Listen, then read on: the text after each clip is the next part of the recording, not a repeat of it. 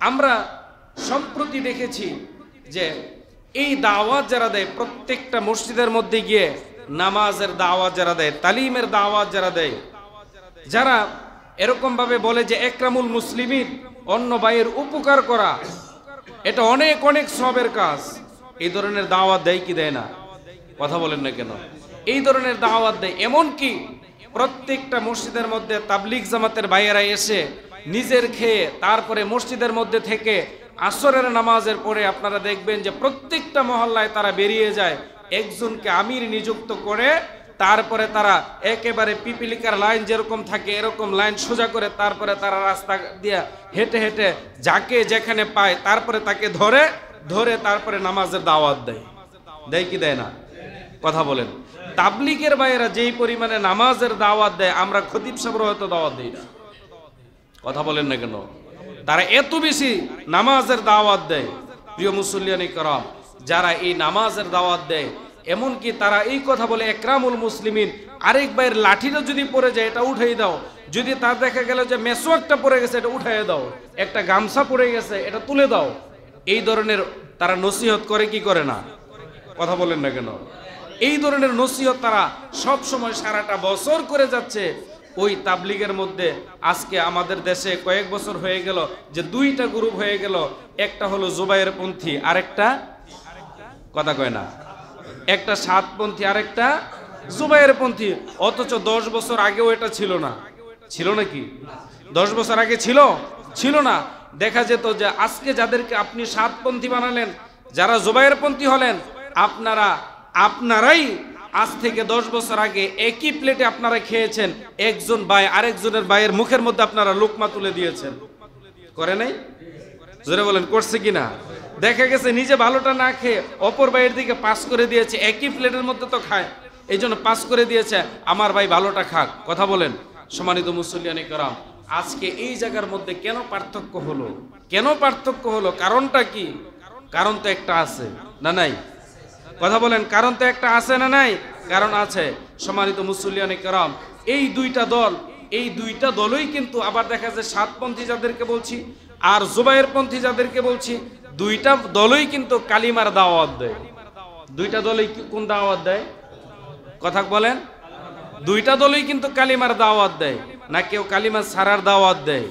সম্মানিত মুসল্লিয়ানি کرام, তার মধ্যে একটা দল আছে যাদেরকে জুবায়ের পন্থী বলা হয়, তাদের সাথে বাংলাদেশের হক্কানি উলামায়ে কেরাম সম্পূর্ণ তাদের সাথে আছে।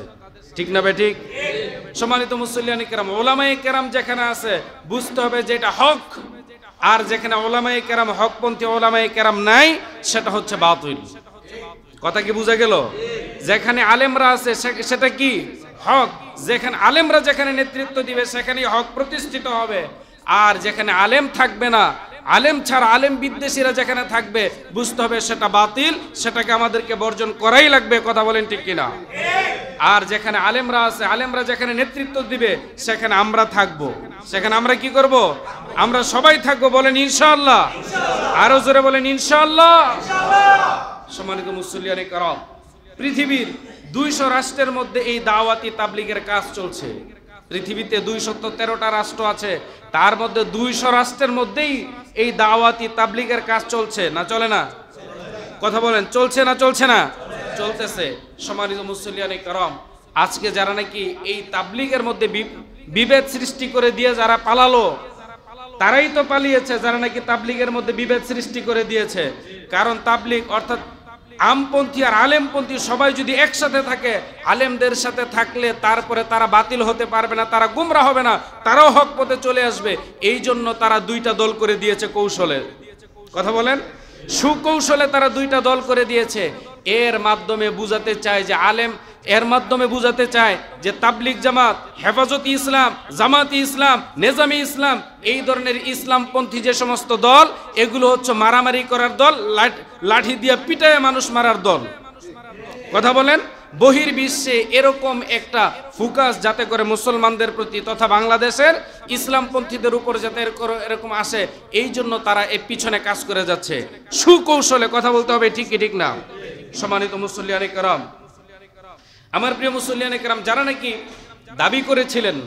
দাবি করেছিলেন যে টঙ্গীর এই ইজতেমার ময়দান তারা নিজেরা দিয়েছেন, যারা দাবি করেছিল, যাদের মাধ্যমে এই তাবলিগ জামাতের দুইটা দল হয়েছে, তারা দাবি করেছে যে এটা তাদের বাবা দিয়ে গেছে। টঙ্গীতে ইজতেমা, টঙ্গীতে প্রথম ইজতেমা জমায়েত হয়েছিল 1968 সালে, প্রথম টঙ্গীতে জামাত অনুষ্ঠিত হয়েছে। তখন কি দেশ স্বাধীন হয়েছিল? কথা বলেন। 1968 সালে প্রথম টঙ্গীতে ইজতেমা সংগঠিত হয়েছে, তখন কি বাংলাদেশ স্বাধীন হয়েছিল? তখন তার বাবা কোথায় ছিল? তার বাবা জায়গা দিল কেমনে? কথা কি বোঝা গেল? সম্মানিত মুসল্লিয়ানে কেরাম, তারপরে তাবলিগ জামাতের এই জায়গাটা ছিল, এটা সরকারি একটা জায়গা ছিল, সরকারি পরিত্যক্ত একটা জায়গা ছিল। এখানে তাবলিগ জামাতের ভাইয়েরা, তিনচিল্লার সাথীরা, তারপরে এরকম তারা যখন এখানে কাজ করা শুরু করে দিলে, এখানে দাওয়াতি কাজ তারা আরম্ভ করলেন, তখন সরকার তাদেরকে বলল, তোমরা যেহেতু এই জায়গার মধ্যে তাবলিগের জামাতের কাজ করতেই আছো, এটা তো সরকারি জায়গা, যেই সরকার যখনই আসে তখনই দেখা যায় যে চারদিক থেকে কিছু কিছু তারা তারপরে এরকম ভাবে জবরদখল করে নেয় সরকারি দলের মুরলেরা। কথা কি বোঝা গেল? সরকারি দলের মুরলেরা বিভিন্ন জায়গা দখল করে নেয়। মুরলেরা দখল করে নিলে সরকার কি কিছু বলতে পারে? এই জন্য সরকার তাদেরকে বলল, ঠিক আছে, তোমাদেরকে আমরা এই জায়গাটা একেবারে ওয়াকফ করে দিব তাবলিগ জামাতের জন্য, তোমরা এটা দখলে নাও, আমরা তোমাদেরকে সাহায্য করব। মারহাবা কন্যা, আরো জোরে বলেন মারহাবা বলেন। এইটা বলল। এটা কখন হয়েছে? এটা হয়েছে 1995 সালে। 1995 সালে এই জমিটা তাবলিগ জামাতের জন্য ওয়াকফ করে দেওয়া হয়েছে। সুবহানাল্লাহ বলেন। সম্মানিত মুসল্লিয়ানে কেরাম, তার আগে তাবলিগ জামাতের ভাইয়েরা কাকরাইলে একত্রিত হয়েছে, বাইতুল মোকাররমে একত্রিত হয়েছে, দিয়াবাড়িতে একত্রিত হয়েছে, তারপরে এসে টঙ্গীতে একত্রিত হয়েছে। কথা বলেন সম্মানিত মুসল্লিয়ানে কেরাম। তাহলে এই তাদেরকে নিয়ে এই যে আজকে যে ডিবেট করা হলো, পার্থক্য করে দিল, দুইটা গ্রুপ বানানো হলো, একটা দল ঘুমিয়ে আছে, আরেকটা দল জাগ্রত থেকে, তারপরে তাদের দলীয় লোকদেরকে নিয়ে লগি বৈঠা দিয়া তারপরে ঘুমন্ত মানুষদেরকে পিটায় যে মারলো, এটা কি তাবলিগের কাজ? না এটা হায়ানার কাজ? এটা তো পরাজিত শক্তির কাজ। কথা বলেন ঠিক কিনা? তারা এক সময় তাবলিগ লীগ, আরেক সময় আছে আনসার লীগ হইয়া, তারপরে সচিবালয় লীগ হইয়া, এরকম ভাবে বিভিন্ন সময়ে বিভিন্ন লীগ হয়ে এসে তারপরে দেখা গেছে বাইতুল মোকাররমের মধ্যে কি কাণ্ডটা ঘটিয়েছে কিনা। সম্মানিত মুসল্লিয়ানে কেরাম, এর মাধ্যমে পরাজিত শক্তি দেশের মানুষ যাতে করে শান্তিতে থাকতে না পারে তার জন্য তারা পায়, তারা আগেও চালিয়েছে, এখনো চালাচ্ছে, ভবিষ্যতে চালাতে থাকবেই। কথা বলেন ঠিক কিনা? এজন্য আমাদেরকে সাবধানে থাকতে হবে, আমাদেরকে হুঁশের মধ্যে থাকতে হবে। তারা আমাদেরকে দুই ভাইয়ের মধ্যে মারামারি লাগাই দিলেই আমরা মারামারি করব না। করব নাকি? আমরা আগে যেরকম এক ভাই আরেক ভাইয়ের মুখের মধ্যে খাবার তুলে দিয়েছিলাম, এক ভাই আরেক ভাইকে বুকের মধ্যে জড়িয়ে নিয়েছিলাম, এরকম ভাবে আমরা তাই করব। আমরা কাউকে মারতে যাব না, কাউকে আমরা মারবো না। কথা বলেন ঠিক কি ঠিক না? সম্মানিত মুসল্লিয়ানে কেরাম, যা এই পর্যন্ত 4 জন শুনলাম যে 4 জন নিহত হয়েছে। তাবলিগ জামাতের দুইটা গ্রুপ মারামারি করে 4 জন 5 জন নিহত হবে, শত শত মানুষ আহত হবে। এটা কি আমাদের কাম্য? কথা বলেন, এটা কি আপনারা চান? এটা কি বাংলাদেশের কোনো মুসলমান চায়? আপনারা আস্তে কথা বলতেছেন কেন? ভয় পাচ্ছেন নাকি? মনে হয় যারা আস্তে কথা বলতেছেন তারা মনে হয় চান। আমি আবারও জানতে চাই, তাবলিগ জামাতে 2 গ্রুপ এরকম ভাবে মারামারি করে মানুষ হত্যা করুক, এটা কি আপনারা চান? এটা আমরা চাই না, এটাকে আমরা ঘৃণা করি। যারা এই নেককারজনক কাজটা করেছে আমরা তাদের দৃষ্টান্তমূলক শাস্তি দাবি করছি। কথা বলেন ঠিক কিনা? সম্মানিত মুসল্লিয়ানে কেরাম, অপরাধীদেরকে অবশ্যই ধরতে হবে এবং তাদের দৃষ্টান্তমূলক শাস্তি তাদেরকে দিতেই হবে। সম্মানিত মুসল্লিয়ানে কেরাম, আল্লাহ তাআলা বলে দিলেন, ইয়া আইয়ুহার রাসূল বাল্লিগ মা উনজিলা ইলাইকা মির রাব্বিক ওয়া ইল্লাম তাফআল বিমা বাল্লাগতা ওয়া রিসালাতা। আল্লাহ তাআলা বলে দিলেন, ইয়া আইয়ুহার রাসূল, হে আল্লাহর রাসূল, মা উনজিলা ইলাইকা মির রাব্বিক, আমি আল্লাহ তাআলা যা কিছু আপনার উপর অবতীর্ণ করি তাবলিগের মাধ্যমে, আপনি তাবলিগের মাধ্যমে, মসজিদের খুতবার মাধ্যমে, ওয়াজ মাহফিল, তাফসিরুল কোরআন মাহফিল, এমনকি গাস্তের মাধ্যমে আপনি এই কোরআনের হক কথাগুলো মানুষের কর্ণকুহরে আপনি পৌঁছায়া দেন। একটু জোরে বলা যাবে কি সুবহানাল্লাহ? তাহলে এই দাওয়াতটা মূলত আল্লাহ তাআলা এই দাওয়াতি কাজটা করার জন্য তার রাসূলকে আদেশ করছেন। সুবহানাল্লাহ বলেন। কাকে আদেশ করছেন? আল্লাহ পাক রব্বুল আলামিন তার হাবিবকে আদেশ করলেন, হে নবী, আপনি আপনার উপর অর্পিত এই দায়িত্ব মানুষের কাছে পৌঁছে দেন। আপনার কাছে যে মেসেজ আমি জিবরাইলের মাধ্যমে পাঠাচ্ছি, এই মেসেজগুলো আপনি মানুষের কর্ণকুহরে পৌঁছে দেন। তাবলীগের মাধ্যমে হোক, ওয়াজ নসিহতের মাধ্যমে হোক, যেভাবেই হোক, যারা জানে না তাদের কাছে জানায়ে দেন। এই দায়িত্বটা আল্লাহ দিয়েছেন কার কাছে? আল্লাহর হাবিবের কাছে এই দায়িত্বটা দিয়ে দিলেন। সুবহানাল্লাহ বলেন। সম্মানিত মুসলিয়ানে কেরাম, যেহেতু রাসূল বর্তমান পৃথিবীর মধ্যে নাই, এই দাওয়াত, এই মিশন কি বন্ধ থাকবে? কথা বলেন। এই দাওয়াত বন্ধ থাকবে? এই মিশন বন্ধ থাকবে? এটা চলতেই থাকবে কিয়ামত পর্যন্ত। কথা বলেন ঠিক কিনা? এই দায়িত্ব পালন করবে কে?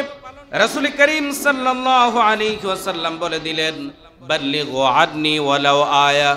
আল্লাহ পাকের হাবিব বললেন, আমি রাসূলের পক্ষ থেকে তোমরা যারা জানো, যারা জানে না তাদের কাছে তোমরা জানায়া দাও। সুবহানাল্লাহ।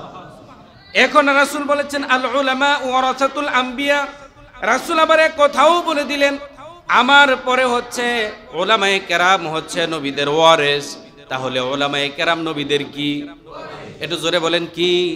উলামায়ে কেরাম হলো নবীদের ওয়ারিস।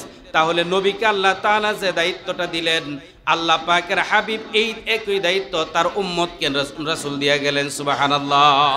তাদের মধ্যে আল্লাহর রাসূল সাল্লাল্লাহু আলাইহি ওয়াসাল্লাম আবার পৃথক করে বলে দিলেন, আল উলামা ওয়ারাসাতুল আম্বিয়া। আল্লাহ পাকের হাবিব আবার সুন্দর করে বলে দিলেন, আমার সত্যিকারের উত্তরাধিকার হলো তারা, যুগের শ্রেষ্ঠ হকপন্থী উলামায়ে কেরাম যারা। বলেন সুবহানাল্লাহ। তাহলে এই দাওয়াতি কাজ, এটা ছিল রাসূলের কাজ। কার ছিল? বলেন কার? এটা ছিল রাসূলের কাজ।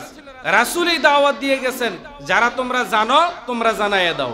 এখন যারা জানে তারাই তো আলেম। কথা বলেন না কেন? যারা জানে তারা কি আলেম না জাহেল? মনে হয় কথা বুঝতেছেন না। যারা জানে তারা জাহেল না আলেম? আলেম। আর আলেমদের ব্যাপারে রাসূল বলছেন, আল উলামা ওয়ারাসাতুল আম্বিয়া। আলেমরাই হচ্ছে আমি নবীর ওয়ারিস। সুবহানাল্লাহ বলেন।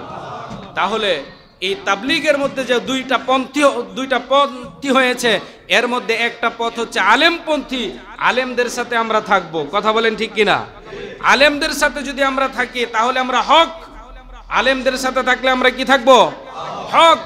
আর আলেম ছাড়া যদি আমরা ভিন্ন পথে, ভিন্ন দলের দিকে চলে যাই, ওই দিকে যদি আমরা ধাবিত হই, তাহলে আমরা সেখানে শিরিক বিদআতের মধ্যে আমরা ডুবে যেতে পারি। এই জন্য আমরা সেদিকে না গিয়ে আমরা আলেমদের সাথেই থাকবো। আল্লাহ তাআলা যেন থাকার তৌফিক দান করেন। বলেন আমিন।